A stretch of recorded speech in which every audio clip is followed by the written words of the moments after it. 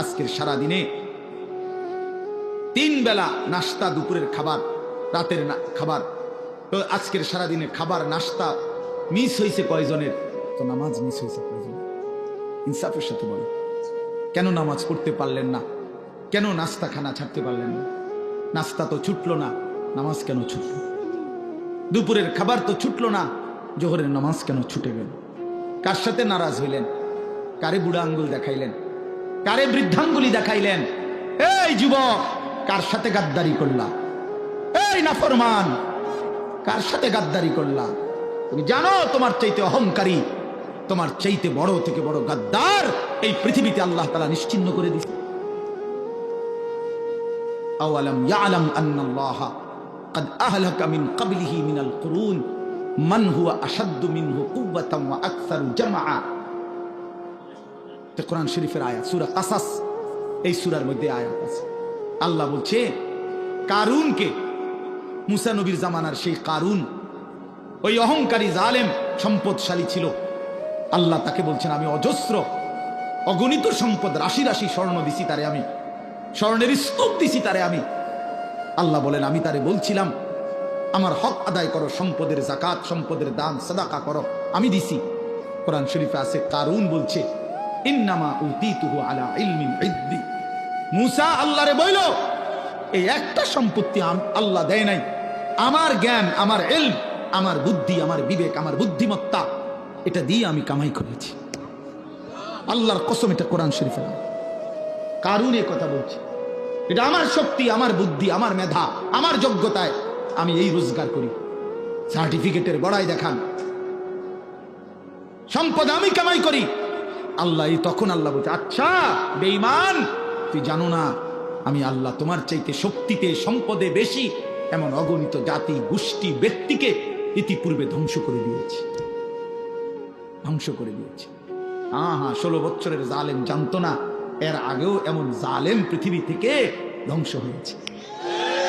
54 বছরের সিরিয়ার বাশার আল আসাদ নামের ওই জালেম জানতো না যে এর আগেও বহু জালেম পৃথিবী থেকে নিশ্চিহ্ন হয়ে গেছে। ইসরায়েলের ওই ইহুদি কুত্তারাও জানে না যে এর আগেও তাদের আরো বড় বড় ক্ষমতাধর ইহুদি বেঈমান পৃথিবী থেকে নিশ্চিহ্ন হয়ে গেছে। জানে না, মনে নাই, ভুলে গেছে, ভুলে গেছে, ভুলে গেছে। যেদিন 45 মিনিটের সময়ের ব্যবধানে পলাইবে সেদিন মনে পড়বে, পলার লাগে তো, সেদিনই মনে পড়বে, সেদিনই মনে পড়বে। এজন্য এই পৃথিবীতে আল্লাহ বলছেন বান্দা তুমি জানো না আমি কোন অহংকারীকে পৃথিবীতে টিকতে দেই নাই, কোন জালেম টিকে নাই, কোন নাফরমান টিকে নাই, এই পৃথিবীতে টিকে নাই। এরপরেই কোরআন শরীফে আছে ওয়াখাসাফনা বিহি ওয়া বিদারিহিল আরদা, আমি আল্লাহ কারুনকে, তাকে সহ, তার ঘর বাড়ি সম্পদ সহ একটা টান দিছি জমিনের নিচে, জিন্দা দাফন করে দিছি। খালাস, কুল্লু খালাস, শেষ করে দিছি। ফাজআলনা আলিয়াহা সাফিলাহা ফাআমতারনা আলাইহিম হিজারাতাম মিন সিজিল। আল্লাহ বলে লূত আলাইহিস সালামের জাতি জিনা, ব্যভিচার, পুরুষে পুরুষে অপকর্ম করেছে, অসভ্যতার নোংরামের সীমা ছাড়ায় গেছে। আল্লাহ বলেন আমি জমিন উল্টায়া দিয়া এক রাতে ভোরবেলা ফজরের ওয়াক্তে সাতবক জমিনের মাটি উল্টায়া ধ্বংস করে দিছি, ধ্বংস করে দিছি। এজন্য পৃথিবীতে কোন জুলুম টিকে না, একক ব্যক্তিগত জুলুম এটাও টিকে না, সংঘবদ্ধ জুলুম, সমষ্টিগত জুলুম এটাও টিকে না, রাষ্ট্রীয় জুলুমও টিকে না, পারিবারিক ঘরের জুলুমও টিকে না। এমন কোন জালেমে টিকে না, শেষ পর্যন্ত বেইজ্জতি হয়ই হয়। এটা অনিবার্য পরিণতি, প্রতিটা জুলুমের অনিবার্য পরিণতি। এটা আমার জন্য সত্য, আপনার জন্য সত্য। এজন্য দোস্ত আমার এই প্রথম বক্তব্য এতগুলো কথা বললাম, গাফেল না হওয়া। ইমানদার গাফেল হয় না, বারবার এই শব্দ কিন্তু বলছি, মনে রেখে। কি হয় না? মোমেন বলেন, বাবা বলেন, মোমেন গাফেল হয়। কেন ভুলে গেলেন আল্লাহকে? একটা অটো চালাইতে চালাইতে নামাজের সময় নাই কেন? একটা সিএনজি চালাইতে চালাইতে নামাজের টাইম নাই। কয় টাকা বেতনের চাকরি করেন জানি না আমরা? যারা চাকরি করেন কয় টাকা বেতন? 30,000, 60,000, 90,000 টাকা, 1 লাখ টাকা মাসে ইনকাম। এক মাসে নামিয়া 30 দিনে 1 লাখ টাকা কি খুব বেশি কোনো টাকা নাকি? 30 দিনে 30,000 টাকা কি খুব বেশি টাকা নাকি?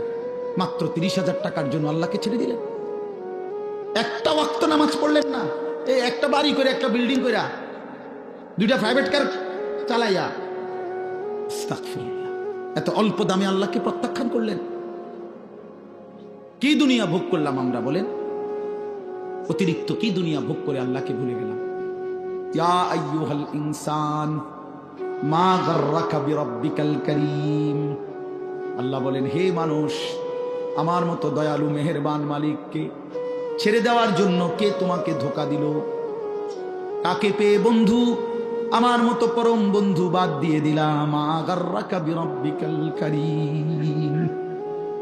এমন মেহেরবান মাওলা কেমনে ছেড়ে দিলা বান্দা? কোন মা যদি বলে 6 মাস যদি কোনো সন্তান কোন মায়ের খবর না নেয়, একটা ফোন করে না, কোনোদিন জিজ্ঞাসাও করে না, 6 মাসের ব্যবধানে কোনো মা যদি বলে সন্তানকে, বাপ আমি তোর সেই মা যে তোরে 9 মাস গর্ভে ধারণ করেছি, আমি তোর সেই মা যে তোরে 2 বছর বুকের দুধ খাওয়াইছি, সন্তান আমার 6 মাস এমন গর্ভধারিণী মাকে কেমনে ভুলে গেলি? সেই সন্তান পাথর দিল হলেও তো দিল নরম হয়ে যাবে। তো মহান আল্লাহ পাক বলে, রব্বুল আলামিন বলে, বান্দা গত 1টা বছর আমি আল্লাহই তো তোরে খাদ্য দিলাম, খাবার দিলাম, পানীয় দিলাম, আসমান জমিন গোটা কায়নাত দিয়ে তোকে আমি আল্লাহ লালন পালন করলাম। বিনিময়ে 1টা বছর কোনদিন আমি বুঝি ফজরের একটা সেজদাও পেলাম না। কেমনে পারলি বান্দা? আমার মতো মালিককে ভুলে যেতে পারলা কেমনে? কি জবাব হবে? আল্লাহর নবী সাল্লাল্লাহু আলাইহি ওয়াসাল্লাম বলবে হাসরের দিন, উম্মত 23 বছর আমি দিন রাত তোদের জন্য কেঁদেছিলাম, আমার এত চোখের পানি কেমনে প্রত্যাখ্যান করলি উম্মত? আম্মা জানা আয়েশা রাদিয়াল্লাহু তাআলা আনহা বলেন, এশার নামাজের পরে আল্লাহর নবী দাঁড়িয়েছেন। নবীজির স্ত্রী আয়েশা বলে, খোদার কসম দুনিয়াবাসী, আমি দেখছি আমার স্বামী অন্ধকার রাতে দাঁড়িয়েছেন, ফজরের আজান পর্যন্ত এক দাঁড়ানোতে 2টা চোখের পানি ফেলে আল্লাহর কাছে উম্মতের জন্য গুনাহ মাফ চাইছে। হাত্তা তাওয়াররামাত কাদামাহু, হযরতে আয়েশা বলেন 2টা পা মুবারক ফুলে ফুলে গেছে। এত চোখের পানির বদলা এই ছিল নাকি বলেন বাবা? এই জন্য বাপ নবী সাল্লাল্লাহু আলাইহি ওয়াসাল্লাম 23 বছর কেঁদেছেন। তায়েফের কি পরিমাণ রক্ত ঝরিয়েছেন উর্দু কিতাবে আছে। নবী সাল্লাল্লাহু আলাইহি ওয়াসাল্লাম তায়েফ থেকে যেদিন ফিরে আসছে, এই পুরা দেহ রক্তাক্ত হয়ে, শুনেন, সারা দেহ থেকে এই পরিমাণ রক্ত ঝরেছে। নবীজির পালক পুত্র যায়েদ ইবনে হারেসা রাদিয়াল্লাহু তাআলা আনহু, তিনি সাথে ছিলেন ওই সফরে, তায়েফের সফরে। উনি বলেন, আল্লাহ নবী সাল্লাল্লাহু আলাইহি ওয়াসাল্লামের দেহ মোবারকের রক্ত পায়ের জুতার সাথে পায়ের তালু এইভাবে জমাট বাইধা গেছে রক্তে, আমি খুলতে পারতেছিলাম না। হযরতে যায়েদ বলেন, আমি নবীজির পবিত্র রক্ত দেহের আমি আমার গায়ে মাখতেছিলাম, এত রক্ত ঝরাইছে বাপ।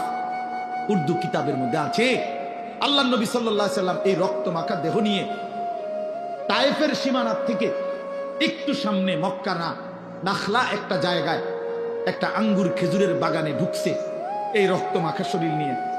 ঘটনাচক্রে নবীজির একজন সবচেয়ে বড় দুশ্মন মক্কার উতবা, আপনারাও নাম শুনছেন, আবু জেহেল, আবু লাহাব, উতবা, সাইবা, নবীজির বিরোধিতাকারী মক্কার কুরাইশদের অন্যতম একজন ছিল উতবা।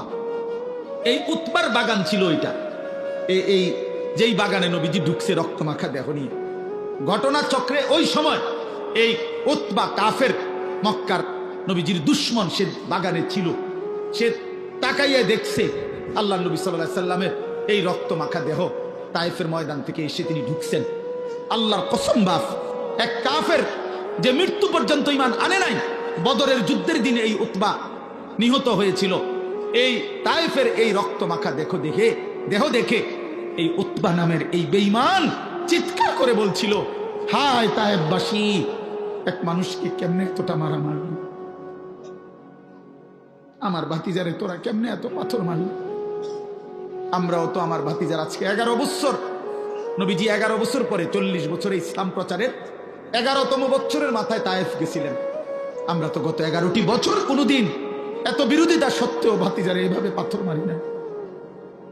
এক কাফেরের কলিজার মধ্যে আঘাত লাগছে, চোখের পানি আসছে, আর উম্মত কত শতবার এই কথা শুনছে কিন্তু মোটেই মনে করে না।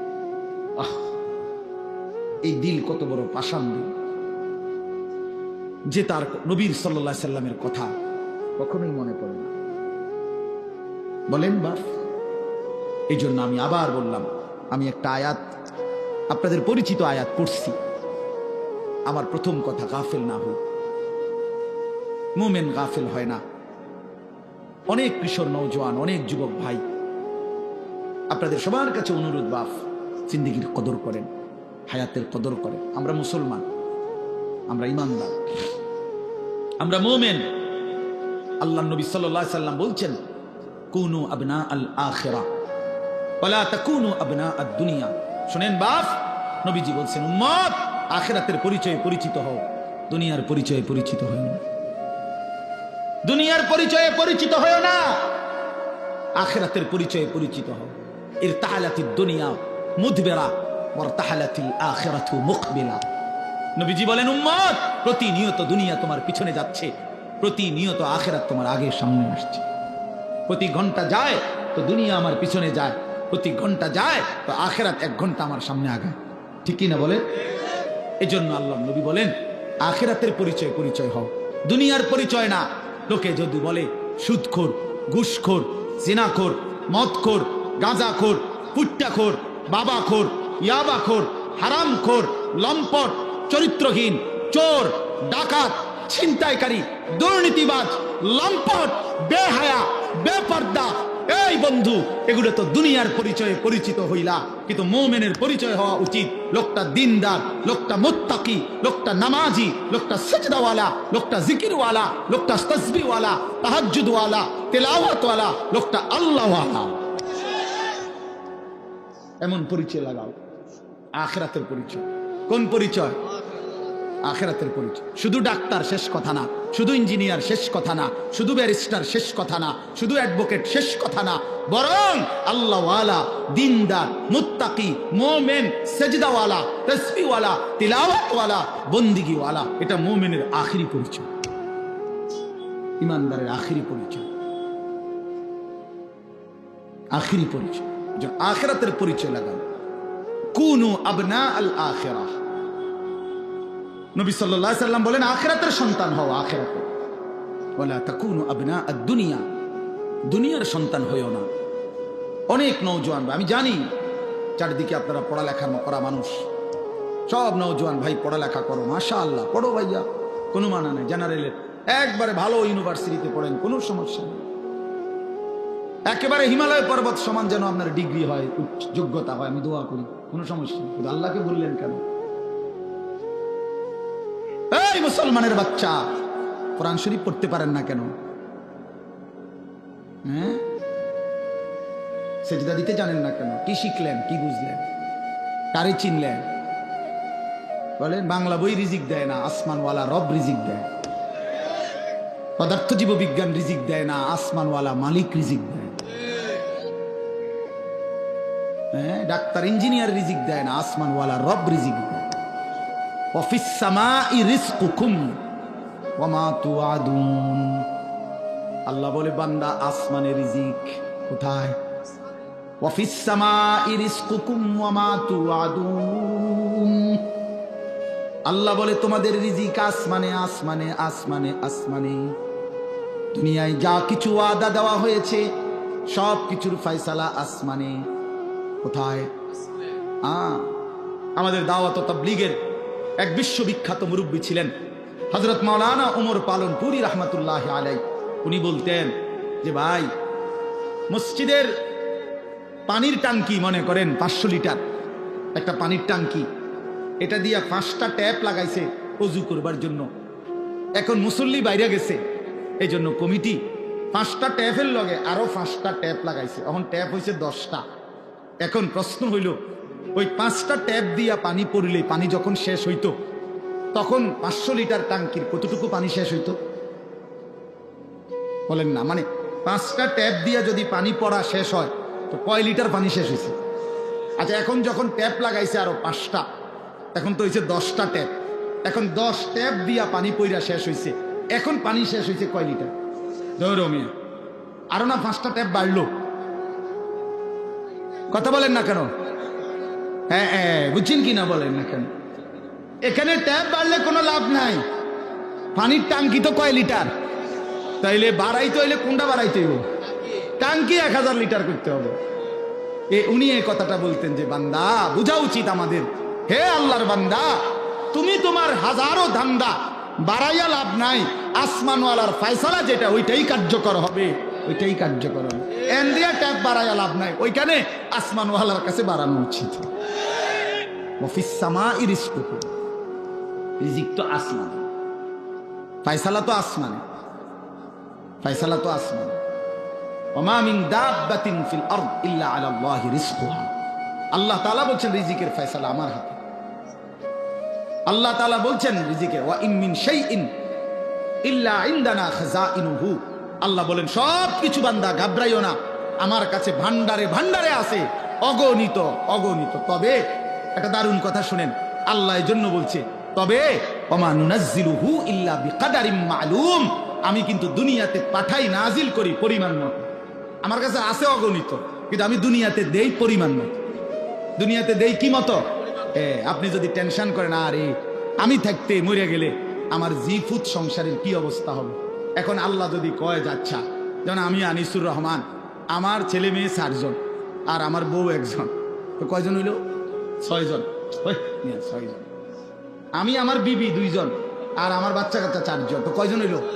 এখন আল্লাহ যদি বলে আনিস তুমি যেহেতু টেনশন করতে আসো, তুমি মরিয়া গেলে তোমার জিফুতের কি অবস্থা জানি হইব, এক কাজ করো, তুমি এবং তোমার জিফুত মিলাইয়া মোট হায়াত মনে করেন 200 বছর, তো 200 বছরের আলুগুলা দিয়া, বুঝলেন না কথা? তো একটা প্যারেশানিক পড়ে গেছো, তো 200 বছর যা ফ্যামিলির আলু লাগবে, আলুডি নিয়ে দিয়া না, মানে আলুডি তুইব কই? আমার ভাই কয় না কনা কনা আলু এগুলো রাখবে কই? কথা বুঝছেন না আপনার? আপনি এগুলো থুইবেন কই? পেঁয়াজ রাখবেন কই? তো আপনার ফ্যামিলির আগামী 90 বছরের আলু, চাল, ডাল, তেল, সাবান দিয়া রাখ, আপনি এটি রাখবেন কই? আর এটি ফাঁসা ধরবো 3 দিনের মাথায়। সুবহানাল্লাহ। এই জন্য আল্লাহ বলে আরে বান্দা আমার কাছে আছে তো অগণিত, কিন্তু ওয়া মা নুনাজ্জিলুহু ইল্লা বিকাদারিম মালুম, আমি তো নাজিল করি পরিমাণ মতো, পরিমাণ মতো, পরিমাণ। সুবহানাল্লাহ, আজিমুশ শান কথা মালিকের। এই এক কথা বুঝলেই তো যথেষ্ট। কেন আমি অস্থিরতা করব? আমার আগে যারা পৃথিবীতে গেছে তারাও তো রিজিক পাইছে, তো আমার পরে যারা পৃথিবীতে থাকবে তারাও তো রিজিক পাবে। কথা বলে তো আমনে মইরা গেলে আমনের জিফুত চলবে কেমনে? আমনের বাপ মরছে আর আমনে চলছেন যেমনে এমনে। আমার কথা কয় না, বুঝেন নাই কথা? আপনি যে বললেন আমনে মরে গেলে আমনের জিফুত চলবো কেমন, তো আমনের বাপ মরছে আর আমনে চলছেন কেমনে? তো এমনি চলবো, এরাও এভাবে চলবে। এই জন্য দয়া করে নাফরমানির ওই রাস্তা পছন্দ না করা, হারামের ওই রাস্তার ইজ্জত নাই, গুনাহের মধ্যে তৃপ্তি নাই, অবৈধ উপার্জনের মধ্যে সম্মান নাই। কোন সুদখোরকে কেউ পছন্দ করে না, ইজ্জত করে না। কোন ঘুষখোরকে কেউ সম্মান দেয় না। কোন লম্পট চরিত্রহীন জুয়ারি মদখোরকে কেউ ইজ্জত দেয় না, কেউ ইজ্জত দেয় না। বেটা আমি চ্যালেঞ্জ করলাম, কোন সুদখোরকে কেউ নেককার বলে না, কোন চরিত্রহীন লম্পটকে কেউ উত্তম বলে না।